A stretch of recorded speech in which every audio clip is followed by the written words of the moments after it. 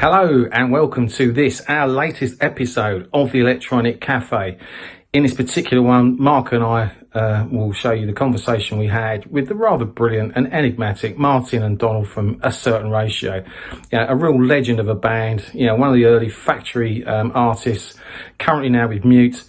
They've seen it, done it, written the book, and they are still making amazing music. Their current album, 1982, really is a must-have in your collection. So sit back and enjoy our conversation with Martin and Donald from the amazing A Certain Ratio. Did he come and stay with you, Martin? He came to stay with me in Hume, and we did some magic mushrooms, and he drove me and Sony mad. Well,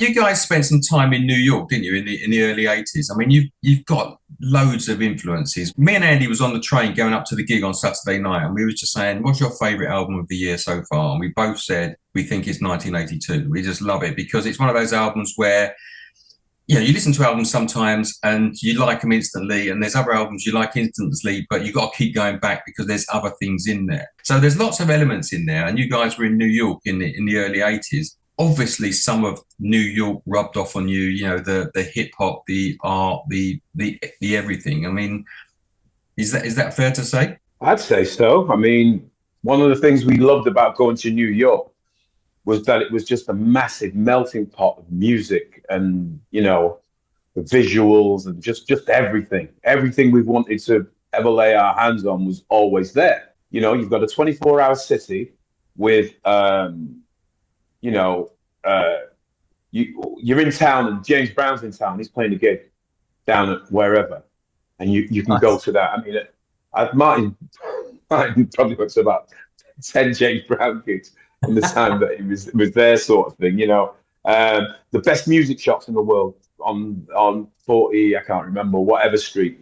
Sam Ash and all those kind of things with guitars, effects, everything you've never seen. Yeah, all at hand where you need it to be. You're in a 24-hour city with this emerging, hip-hop's emerging at that time, There's a lot of people embracing technology, and the technology thing's coming along, and then you've got the Sugar Hill thing happening as well with, different elements of different bands.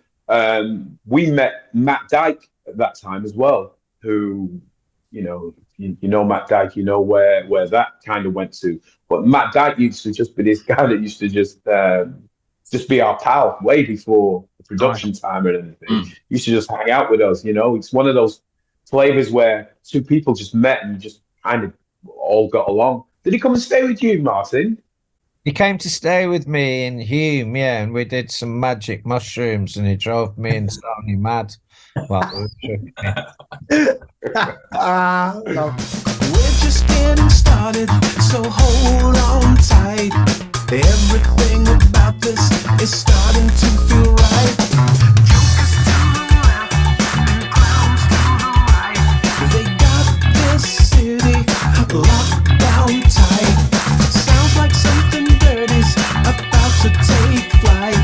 The all-night party goes on all night, all night.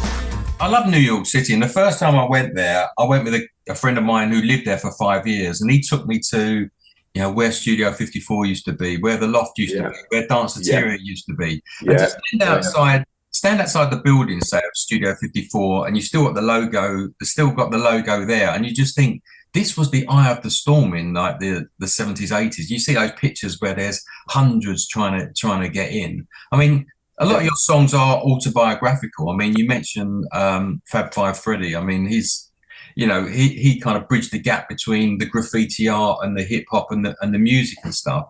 I mean, that's referenced in your songs, and I think Debbie Harry also mentioned it in Rapture as well. I mean, it's obviously like you said, Don, it's a melting pot of just everything: art, music, everything. Yeah, and there's that. It's all styles of music, but at the same time, you'd have great artists like Television that are from there. The Ramones are from there. All that kind of underground of the CBGB's thing kind of going on, which was a massive eye of a storm as well. That was a different kind of thing.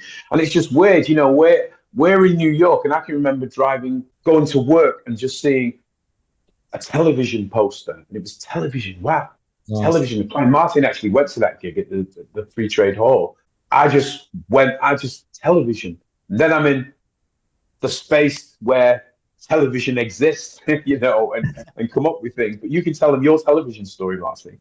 Yeah, well, and then there was bands like Suicide, and just the whole New York scene was an eye opener. But for us, we went over there quite. We were getting into funk and stuff, but we came out the other end, didn't we, Don? Just being into world music, totally. Our eyes to every single culture and every single type of music in the world. And we came, that first trip to New York made a massive stamp on our creative abilities for the rest of our lives, really. Yeah, I mean, I was going to ask you both who your influences are, but my God, you ain't got time for that. When I was listening to Martin, I was thinking, no, don't ask that question, because but also you can hear it in everything you do, which is why it makes you guys. It makes you guys so unique. It really does. So many of the songs are autobiographical. I mean, you got Trip to Hume. I mean, Ballad of ACR. You listen to the lyrics on that. Yeah. I mean, and again, it takes a sharp right turn halfway through and turns into a smoky jazz thing. But you listen to Samo and stuff, and like the references that are in all your lyrics. I mean, I love that in a song. I love a song that makes you think and you listen to a story. I mean, it's a fantastic song. Yeah, I mean, 1982, I think really is genuinely a fantastic album. It's got some great stuff on there. I mean, Ballad for me was kind of, it's my favorite track on the album, and it's for the whole reason you just said. Yeah, it's the classic. If ACR wanted to go and do a classic super pop song or whatever, boom, there you are. It's all going through, being said, said in the way that we think other people would like. Then immediately it's a knock on the door and it's a right turn, and we're just out of there. That is us going downstairs in one of the cool clubs in the US back in the day, and just watching, I don't know, Dave Valentine or something, and Marty, something like that. And it's just like a nice jazz thing, which people don't hear us do too often. We hear jazz in our music, but they don't hear us do any kind of swing. There's no real old school kind of swing about it. And then we do that whole swing thing, and then there's a big roll at the end, and then it comes back in with the guitar, and then it just arrives back at where it was. And we're talking about Denise as well, and Ratio and the whole thing. And it's that tune. There's a lot of bands on the planet that could not get away with putting something like that on their album in any way, shape, or form. The Velvet Underground mixed with bebop. It is, isn't it? It is. That's such a great description. Yeah. It's so true. We laid down some roots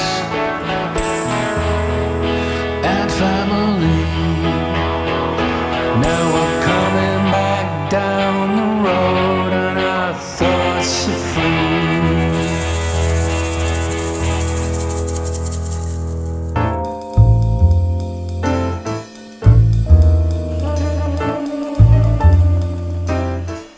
Going from what influence, I mean, obviously, me and Mark, we present a lot of new bands. That's one of the reasons we started this whole channel, because we just didn't feel there was enough sort of platforms promoting great new music. Because, there's always a lot of people that are going, there's nothing great out there. There is if you know where to find it. Any new artists, beyond the ones you work with, that you've made your ears prick up and go, I like that you could share with our audience? The best band I've seen live recently is Say She She. Oh, right. Three females, singers, amazing voices. One of them's from London, actually. They're based in Brooklyn, so they're American, and they've got an amazing backing band, and they're just write amazing tunes. They're someone that I've got into recently. The other thing that I'm really into is amapiano music from South Africa, which is basically their house, electronic sort of house music. It's all 112, 113 BPM, Right. with a really hefty bass sound. They use a lot of the old Yamaha DX technology in the sound. Yeah, that's quite inspirational. So expect a amapiano style tune, not on the next ACR album, but on the one after. Martin, you spent some time in South Africa when you was growing up, didn't you? I did, yeah. I basically grew up there. I went there when I was 4 and came back when I was 15. So I spent the big part of my childhood there, yeah. I said to Andy on Saturday night, you can even hear some African rhythms in your. Me and Donald have always been into African rhythms, and we sort of trade ideas, and we love 6/8 rhythms. We love. I mean, me and Donald can both lock in on an African vibe straight away, can't we, Don? Yeah. It comes out when it comes out of nowhere, and it's which is probably great you're talking about this, because when we start talking about drums and all that kind of thing, it's the same with Tony, that we wanted Tony Allen. The Tony Allen story is again, me and Martin listening to all kinds of different rhythms and different things, and we're kicking this idea around, and for a while, and we wanted to ask Tony Allen to play. Because it's a big deal. Martin's got some great EPs of him, and he's a big musical hero of ours. Now, the thing, you don't ask your hero, can you come and play? Because it's like, Mr. Bowie, would you mind doing a few lyrics on? We're just like that. We're like everybody else. We just think that they're going to look at us and tell us where to get off, that kind of thing. Anyway, as we're talking about it and playing rhythms, we bought the sample pack, and we listened to it individually, and then me and Martin came back with almost like the same kind of vibe around it. And then Tony passed us, so the chance to be able to ask him kind of passed. Sure. But we loved that, and the idea was then to kind of represent him, which again, why the album's dedicated to him in that way, rhythm wise, because again, we all love the African nature of everything, and it was just a really nice thing to have. Be able to cement Tony's kind of his element of what he does in our music. It makes it difficult for someone like me who's a drummer, because then everybody expects me to replicate it, and I'm like, whoa, I'm not Tony Allen, so do not go there. You know what I mean? I'll do elements of it, but it can't be it. But everybody in the band has big rhythm influences. The big guitar influences, all that kind of thing. I mean, my influences of rhythm is listening to OCB, Earth, Wind and Fire, the band War, so all these bands that have got all like 12 and 13 people in, and Santana, that kind of thing with big rhythms. But then I can listen to individuals like Billy Cobham and Lenny White and different kinds of things like that, and meld those kind of things together. And that's one of the great things about Ratio, because it's like Martin said before, we like pulling things together, and then he calls it ratio finding, and I call it putting it through the ratio filter. And we do that with no compunction of we shouldn't be doing it. No one writes a tune and go, this is my tune and I want it to sound like this. They go, this is my tune and I love these elements in it. What can we do to make it better?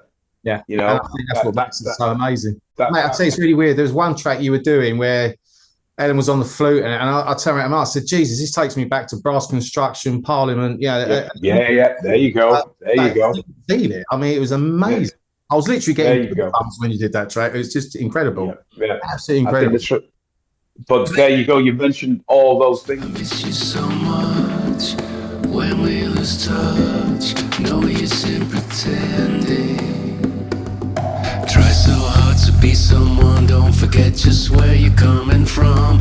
I'll do everything I know. Help you where you wanna go. Always in love. Always in love. One of the big things that I love about Ratio, all the things you mentioned there, I was listening to before Ratio. And as soon as Ratio came in, I mean, I'm always telling the story, always talking to Martin, always pushing Jez, Martin, and going, listen, this was the track, this was the one that where And Then Again came from. Martin's recently just got given a Stanley Clarke album, didn't you? Yeah. Just got given a Stanley Clarke album. And there's a big track on there called The Dancer, which is where And Then Again came from. And I'm like, Martin, you got to listen to that. You'll hear it instantly. As soon as you hear the first couple of notes, you'll hear where those things come from. So basically, what I was doing, it's where the rhythm from And Then Again comes from. yes, sorry, yeah. The rhythm. It's just one of those things where I realized years later that all I was doing was digitally storing and digitally sampling. My sampler was in there. Yeah. You know, it was just all waiting for the right place to sort of use it and be a part of it, and it's still being stored now. But then there's great things like, you know, I'll tell this story about when I did this great drum track, loved it, it was fantastic, thought it was great, went home, these two, Martin and Jez, were still in the studio, said, I think we could do something else with this track. so basically I come back and they go, Don, sit down. I want you to sit down. And I'm like, oh, all right, what's going on? I want you to listen to this. And they play the track, and then after the break, it speeds up to twice the speed, like a Ronnie Size type thing, you know? Yeah. I'm sat there looking at it, and I'm trying to do my best poker face, not to let them know that I like it. Yeah. So, and they go, well, what do you think? And I go, I don't like it. I love it. But I love the fact that the guys still have the compunction to do something that they know strong about me, and I know strong about them. But they're prepared to give it a go. And if they said I didn't like it, they wouldn't have got bent out of shape. But I love the fact that they were thinking past where we could go with it. Do you know what I mean? Yeah, there's no sort of restriction or boundary. It's just let it. Yeah, I love it. And again, that you can hear it. One really good way of starting songs is starting with a drum beat, and that's how we write really good songs. So, say for argument's sake, Constant Curve, which is on the album, right? That all started from us listening to the John Peel session, I think it was, or it might have been actually the album track of Back to the Start. And there's a bit in the middle where it goes to this drum break. So I said, let's try and replicate that break in the middle. And Donald played the Back to the Start drum beat. So we got the rhythm track down, and then we built the whole of Constant Curve just on that drum beat. But no one else has recognised that we nicked that drum beat off the whole ACR tune. So we're also inspired by ourselves sometimes. Sure. Listening back to something that we forgot existed and thinking, fucking hell, did we do that when we were 21 years old? Yeah. Let's do it again. You know, it still sounds current, you know. Oh, God, from back then. Yeah. Because the title 1982 is a little bit of a red herring, isn't it? Because, I mean, people that don't know maybe would assume that it's kind of a retro album or a best of or something. Whereas if you listen to the range of songs on there from 1982, the title track, or Samo, or Ballad of ACR, the gambit of songs on there is phenomenal. I mean, the styles on it, I mean, it's an absolutely tremendous album. We knew it was going to be a risk putting the two. We spent a lot of time. We've had a lot of debate between all of us all the time. We knew we wanted to call it 1982, but we knew that was going to have the connotation, just because of our history, that people are going to think we're reflecting back to 82. But we didn't dispel it because we wanted to be playful with it as well.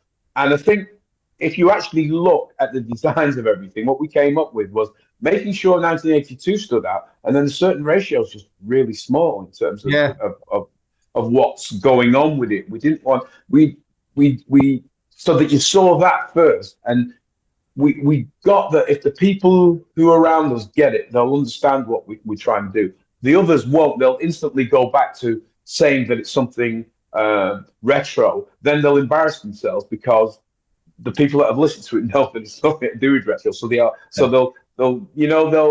those people who sometimes are very lazy in terms of journalism and whatever, and just think, oh, it's the title, it's this, it's that. It's not. The title's meant to be very playful. Sure. In a strong dynamic, the numbers and the colours. That was It's the marketing department's nightmare. Are you moving forward, or are you tumbling on a constant curve? Looking for the future, if we could only learn. Tell me how you feel. Take your time. Martin, just the thing about say, you guys seem like quite right hearing you and Donnie's brilliance in terms of energy, and you're such a creative role right now. What's next for you guys? Because I've read regularly you don't like sitting still, you don't like going backwards. A lot of driving forward. So what's next for you guys? New albums in the pipe, I believe, or so. Just while we're on the gigging front, we're playing Brighton Festival next Saturday, the 6th of May. Amazing. We're playing Shambhala Festival. I think that's in August. We're playing Luna Festival in Portugal. We're playing the Right to Rome Festival in Bolton. And we've got another couple of festivals in the pipeline that haven't been announced. The lineup hasn't been announced, so we can't mention them. And we're going to be doing a few more gigs towards the end of this year. But as far as recordings go, we spent the latter part of last year and the beginning of this year writing and demoing a new album, which we then sent to Dan Carey. And Dan Carey he loves it so much. And we're going in his studio in June next month to record the next album, which will be out within 12 months of 1982. So we'll have an album out within a year of of 1982 being released, which is pretty much what we did in 1982 with Sextet and I'd Like to See You Again. Like Donald said earlier, he said, yeah, in 1982, we've been listening to, we've been making that. That's a year and a half old to us, It's important to us at this stage in our career to make music and get it out there quickly, because we're just buzzing off our own music, but we're also really buzzing off the reaction that people are giving the music, and we can't get enough of that, which is really good. I think it's important for us to carry on this creative role. Most bands would take a break from it, but we haven't got time to have a break, really. The energy you're talking about, we've already pre-planned the rehearsals for the next album. There's a week's worth of rehearsals gonna happen, and we're going to record it very quickly. We want to probably record it within 5 days as well. That's it. That's what we're doing. We're setting ourselves limits. We're actually moving right out of our comfort zone because, again, as being producers and everything, we're just being those guys that are just in the band. And we're going to be gig ready. We already know that we're good musicians doing what we're going to do. So we want to get ready with someone who we absolutely adore, which is Dan Carey. We spent half a day with him, and we were cock-a-hoots. It was like opening up. Imagine all your Christmas presents all your life ever in a few hours, just there. A man talking about his studio with reference in the same way we do when Martin's got a new pedal, or we've heard a new track or whatever. He's sharing all these things with us, so we can't wait for that to happen. But in saying all of that, we're already talking, and we've got a few tracks outlined for the album after that already, right? Which is which is already the kind of next phase that's going in our head. But what we've learned to do, which is helping this creativity, is we've learned how to do things very quickly, how to make decisions very quickly, how to go with your conviction and the strength of it. We've got enough people in mute around us. We've got enough great other musicians and everything that tell us the truth and can guide us if we've come unstuck slightly. And we just trust the element about all that we're doing, and we just want to get on doing it. And there was nothing, it used to be the industry that made this stopgap, because the industry worked for the industry. We're not about that. We're about making the industry work for us. Good. So if it means putting out 2 albums in a year, that's how it happens. If it means we have a rest, I mean, remember there's this massive creativity. Prior to that, we didn't do an album for 12 years. Right. Yeah, you know what I mean? Exactly. There's a massive 12-year gap. So please don't forget that as well. But that didn't stop us from being creative. But since we've been creative now, we've just pressed that go button and then we're just going, because we're having so much fun playing with each other, producing, not producing, working with other people, being, those different kind of musicians. So yeah, we're really just having fun. It's great to know that album's ready. As soon as this tour's finished, we're going on holiday, aren't we, Mark? We're going to have a holiday, have a break, and then bang, back.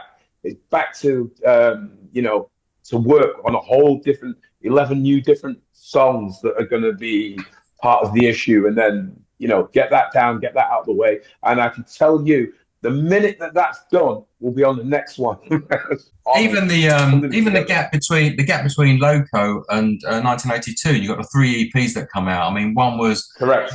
One was one of jams, which is like a really great concept. One was collaborations, and one was remixes. I mean, it goes to show how prolific you guys are, because you're chucking out stuff on the back of great albums to fill the gap between the next one. Exactly. We've got another EP ready for. Oh yeah. After this album. Yeah. It's been mastered already. It's been cut. Yeah. Well, when you got promo stuff, send it to us. We'll promote it on our channel all the time, because we love you guys. And just for what it's worth, you could feel that you're talking about that energy, the way you guys love working together. My God, you could feel it on Saturday. It was just an amazing thing to witness, and can't thank you enough for what you've done for music, guys. Seriously, we absolutely adore you. Well, it's good that we're kind of liking ourselves as well. I love Martin's playing. I love listening to Martin. I've loved Martin's playing since Kalima. Being in ratio is great for me, because I can sit behind the glass. When I do a drum take, I don't have the drums in my headphones or any of those. I don't listen to drums in the studio. I'm not interested, right? I've got Martin behind the glass that can do that for me. And that's my set of ears about doing things. And I'll do a take, and I'll come through, and I'll be, wow, that was good. And he'll sit there, and I'll just go, I think you can do one better than that. And I'll go, but I believe him and trust him. We never argue about it. I might go with my tail between my legs, being Motley, and whatever. Rap and slap and go in and go and do it again. He's always right. Well, that's how we kind of get on, because it's it's my part, it's our part. And when you've got a great pair of ears like that doing that, I have never in the 40 years of being in a certain ratio, except for the very first time, had a drum kit in my ears when I'm recording. That's my worst nightmare. Yeah, I don't want to hear that. I want to hear Jez. I want to hear Marty. I want to hear what we're doing, because they're listening to me already, and I can listen to them, and vice versa. And I think that's a little piece of magic that a lot of people don't have. I feel it now. I'll tell you how. Giving up on everything. Don't you know that's not the way? Giving up on everything. I just wanna hear you say, love can. I think you see it live as well, with the swapping around and the changing. Yeah, we're talking about that. I mean, the way you swap around and you play different instruments, and it's amazing. I mean, obviously you're a very strong band of brothers. You've got a good set of ears for each of not only your own parts but other people's parts, and it's clear that you're buzzing at the moment, and you're getting on really well, creating loads of music. Well, we introduced Viv into the band, who's our 21-year-old bass player. She's a brilliant bass player, but she can't only be playing bass. So she had to play guitar on a tune as well. Don, I keep on forgetting to say her cowbell riff on Flight's brilliant. Yeah, no. You're in it. She just sits there looking. Yeah. Sits in the right place. Yeah, and then totally. Ellen not only sings, but she plays flute as well. I know. You can't have someone in the band that just does one thing. It's not in our band anyway. Exactly. Yeah. See, we're super confident about it, and we actually like the fact that we can swap, and it's got a different flavor. If you listen to the bass on Afro Dizzy, it's Martin with the do. Again, Afro feel, but with a kind of I don't know, almost like a little bit like Fatback with the Fatback Band with that ratio 5. And then once he's locked in, he's like, that's it. We don't need to go anywhere. That's a riff. It's a riff. Just sit on the riff. Let other things do other things on top of it. But it's not the element of simplicity. It's the way that it's played. I heard Marty play Jez's bass for the first time the other day at the sound check, and my head just blew off because I was like, wow, another element we've got that I didn't even know was there. Because we've all bought our own basses and have our own sounds and whatever. But Marty played on Jez's and it sounded as like one of the best sounds I've heard in a long time. Because we've never played it. And I'm waving to Marty, and all Marty says about the bass was, I can't believe how light it was. He's never really picked it up before. And I'm going, it sounded amazing. And he was just, right, yeah, can you hear this? Yeah, is it loud? And everybody else is loud and slave. And I'm stood there going, and he's going, yeah, it's really light, not talking about the sound or anything, completely dismissive. I'm like, we need to do that again, you know what I mean? Bursting. And that gives you the flavour of what we like every day. That's just the gig 3 days ago, Sure. On something simple. So it's in there, and he'll be doing that in down there. Well, there's a couple of times on Saturday night where your keyboard player on the outros like really kind of went for it, and oh my God, what a great sound! It's like funky as fuck. It was like amazing. Like we say, there's two things about Ratio when we do gigs. We get tight, then we get good. Yeah, and then once we get good, we just start to fly. Yeah, Matt is the most accomplished musician out of all of us, I think. He plays with a lot of people. He's just such a brilliant musician, and it's great to have him as part of the band. And he's been an ACR fan since he was a teenager. Yeah. So for him, it's a dream playing with ACR. And for us, it's a dream having Matt Steele in our band, Yeah, it sounded phenomenal. It worked both ways, really. The chemistry was brilliant, absolutely brilliant. And obviously looking forward to the new albums, guys. Amazing news. And I'm just so glad that you guys are just cranking loads of great stuff out, and you can hear it's from the heart. So, awesome stuff. But, I'd say to everyone that's watching this, if you haven't got 1982 right now, get it, because it's a fantastic album. And, it'll be featuring somewhere in our top 30 this year. Just watch this space. We do one every year. Guys, it's an absolute honour speaking to you. I mean, obviously we're big fans, and we could have gone really fanboy and we could speak to you for ages. But, I mean, as Andy said, we're loving what you're doing. We appreciate you speaking to us. And 100%. We look forward to the new album and the new EP, which is imminent. You've got new stuff to talk about. If you want to come on for a little while to talk about it, I'd be honoured. But it's an absolute pleasure. And for us as well, Don, seriously. You guys are a big part of our musical tapestry. So thank you so much. Really appreciate it. Thank you so much. Thank you so much. Mate, good to see you. And we'll see you again soon. Thanks, Thanks very much. Thank you, boys. See you soon. Thanks very much, boys. Bye. See you later. Bye-bye. You can just stop wanting it will come to you. I know you try, but don't try too hard. When I see you cry, it breaks my heart. I won't stop loving you. Another dime.